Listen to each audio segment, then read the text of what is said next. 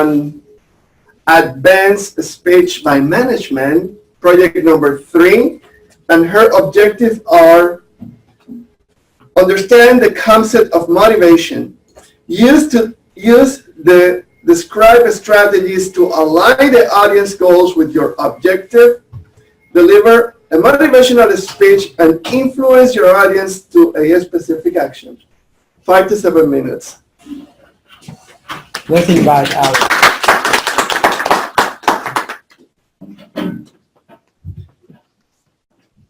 All right, I want to see a show of hands. How many of you think that your mother is or was one of the most amazing people in the world? Most hands, not everybody. How many of you, when you were growing up and you were young, thought that your mother was the weirdest person ever to walk on the planet? My hand goes way up. When I was young, it seemed like my mother's purpose in life was to embarrass me.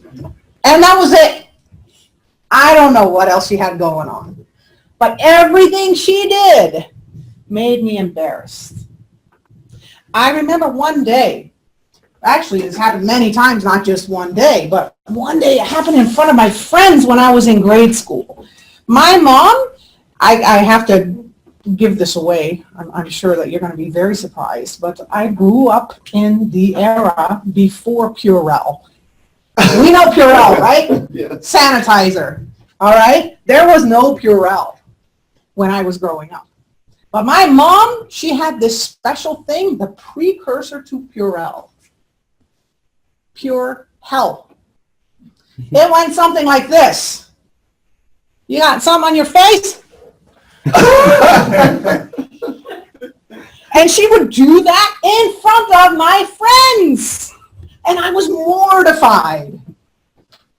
But you know, when I got kids of my own, guess what happened? I turned into my mom.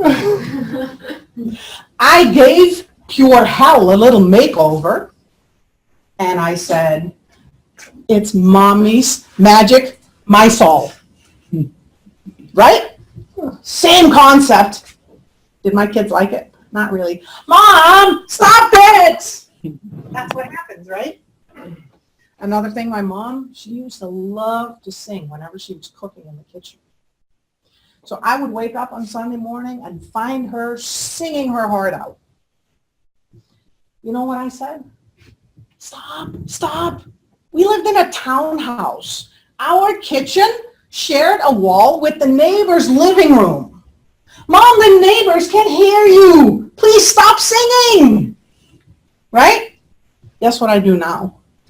I drive my daughter to basketball practice. We got kids in the back seat that are on the team with her.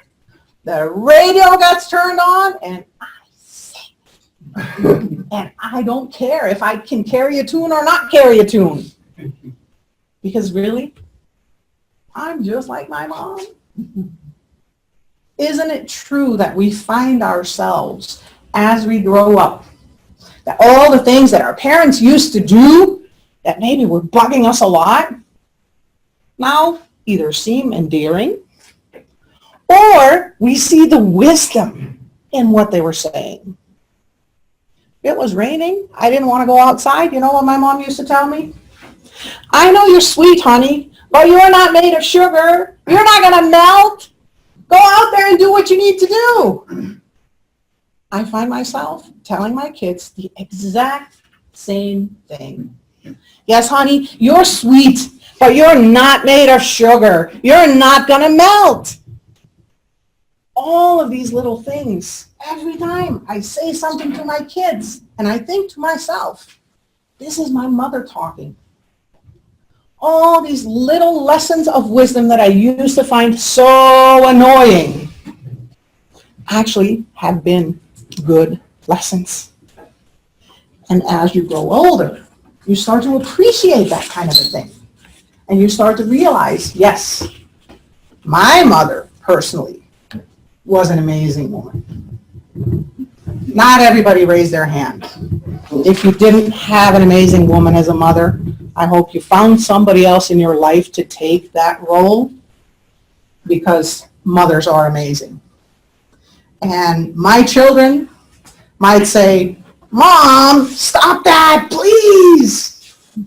But I know in the end, they're also going to appreciate the things that I say and do for them, right?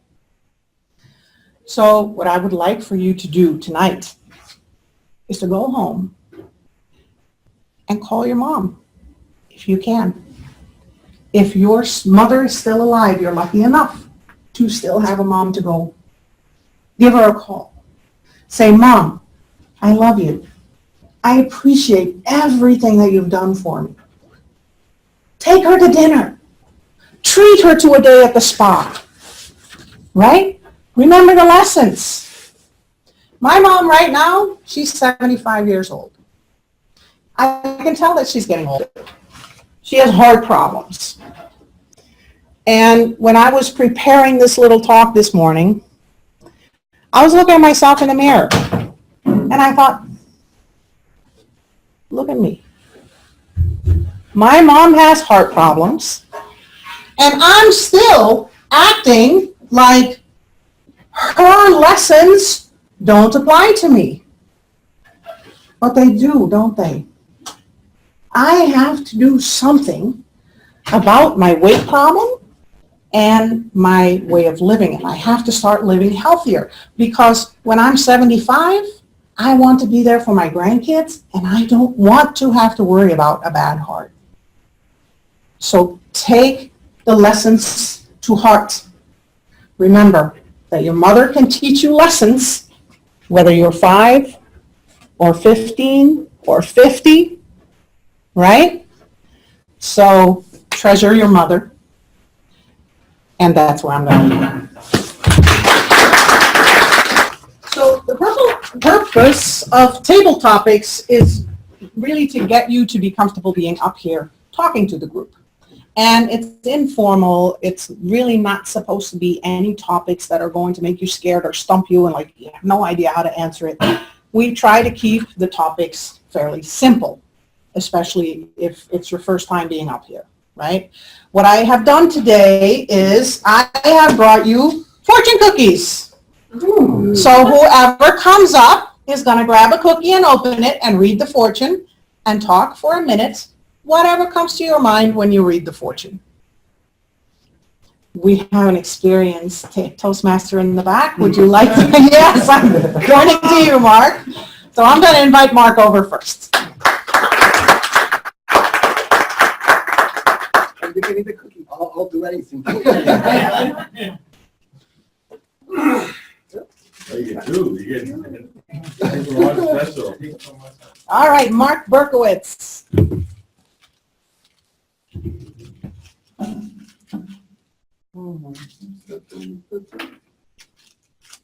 think it's kind of a no-no in the library. Can I try another one?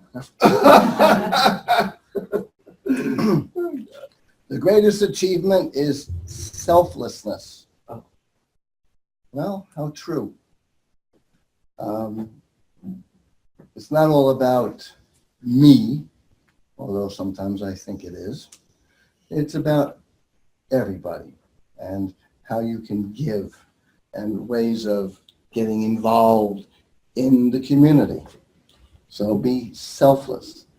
So I could say that I've been on different boards of directors where it was, the last one was, it's called MIPH, Making It Possible to End Homelessness. It's an organization. We had 2 homes. It's right here in Central Jersey. Most people don't even know it existed. There was one building. It was single moms and their kids. It was a transitional program. And the other one was for those folks and families who are suffering with HIV. And we found ways to get them to back into society, getting off their, get them on drugs or off drugs, and any which way we can help them. And it was great. you could see, especially the single moms, that some of them didn't even speak English. They had no idea. They had 3 kids. The father left. What do? So this 6-month program, we help them get back on their feet, get them a job, learn life skills, like opening up a bank account and all that. As a board member, I loved being a part of this community. Got to meet some of the graduates from the program that got back into society, so to speak. And they're on our board. I'm learning from them, and they're learning from us. So the greatest thing in the world is being, true to yourself, and it's not all about you. Thank you.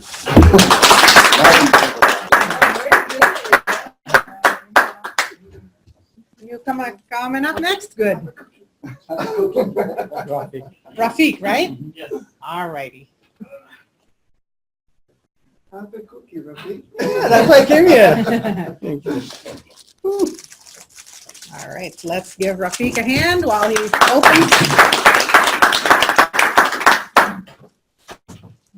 Oh, it says learn Chinese, right?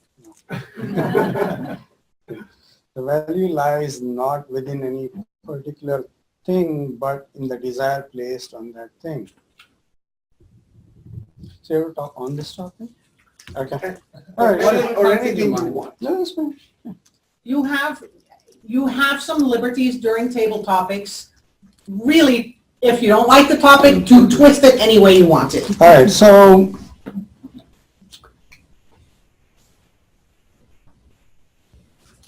right, so let me begin with, my son.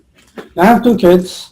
So my oldest son, when he was growing up, he was really slow, So, and then I came from India, so we didn't get so many opportunities over there, what we have here. I mean, education was fantastic, no doubt about it, right? But it was all book education though, right? So when we came here, so many sports activities, soccer, you name it, right? They're all available here. So, I said, Hunter? Here's your gun. That's how we remember. So I enrolled my son in soccer. Guess what? He was picking up stones, instead of playing soccer. It really hurt me a lot. I said, hey, I'm paying so much money, go and play. You're not there to pick stones, right? So then, I started pushing him. And then, but he couldn't do anything, I mean, I won't say he couldn't do anything. He didn't do things that I like to do, right?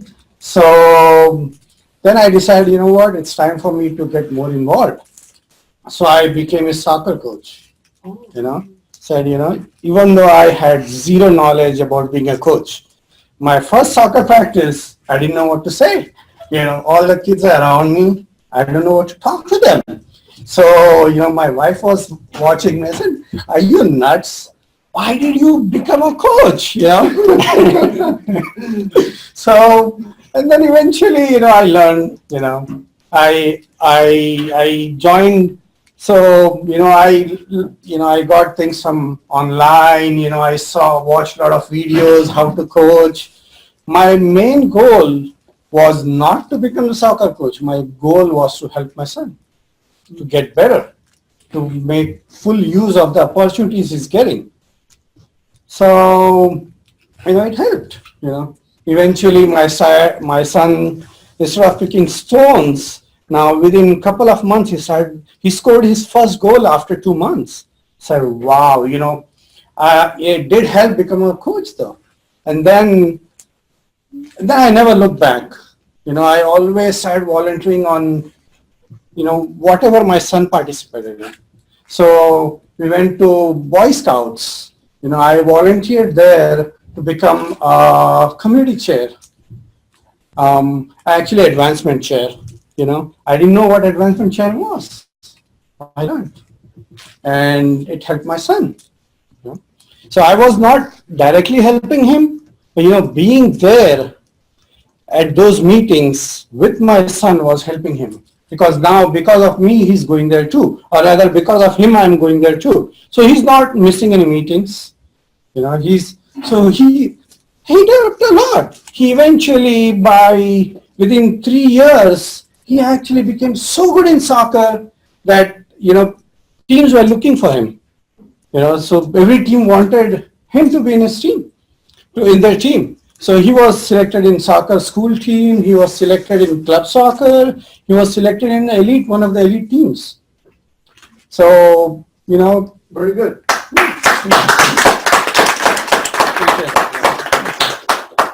You get a scholarship to Harvard? All right. You're going to have a very comfortable old age. Actually, I feel that this is a very good topic. As like you said, that your mother can inspire you, whether you are at 5 or 15 or 40 or 50, whatever your age is. Well, actually, I really got inspired from my mother, in the sense, in a good way, that my mother was, when she was in 40s and she got severe arthritis. She couldn't move her hand changed like this. She couldn't even comb her hair and all that. And plus, on top of it, she got severe diabetes. So by that time, I was like working as a recruiter in companies and all that. And suddenly my husband got a transfer, so we moved to Bangalore, India.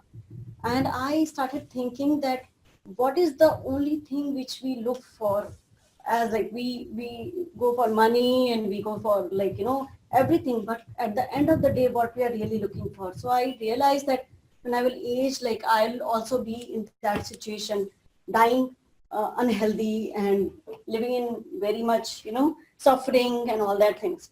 So I've decided, why not, like I can't become a doctor at this age, but why not I start studying alternative therapies and all that. And that was a big inspiration, because any child want to help their mother to get better. So I started studying. In 10 years, I studied all the therapies, like you name it. I used to go for any classes and start studying yoga, meditation, and acupressure therapies, and Ayurvedic food, and auricular therapies, any therapies I went for. And I have decided that I don't want to die like, in diabetes or in any other disorder, which like anybody can get it, whether you are in 20s or 30s or 40s or whatever your age is. And genes really matters. As your parent get it, like you, and I could see myself like my mother. And the thought came to me when I used to see anybody in pain or like, or suffering, or even any patient or suffering with kidney disorder or liver or anything. So I started looking for a cure and all that. So that became my passion. It was not like, I thought like, this is not, I'm going to make money for it. Like I just started learning. So when I moved back to here, because my son got into college, so I moved back here, and I was telling my teachers that I'm never going to become a yoga teacher or into meditation teacher and all that. But when I used to see people, I used to say, oh, I can help you out. So I met somebody in a party, and she was quite big, and she said that is my only goal, because I don't want to have a baby until I slim down and all that. So I started saying that you come over, I'll teach you free of cost. And then I taught her, and I ran a detox program for her, and then she really lost weight, and she became very confident also, and I felt really good. And she said that you got to open it because you have that much knowledge now and you can help a lot of people. So this way I started a yoga studio in San Francisco, and I ran a business, and I got successful also because word of mouth. I started getting a lot of people, and from 20s to 60s I taught them, and I made them independent also. You don't need a teacher. After a while you can help yourself, you become independent. So that's it. And that is my goal, and I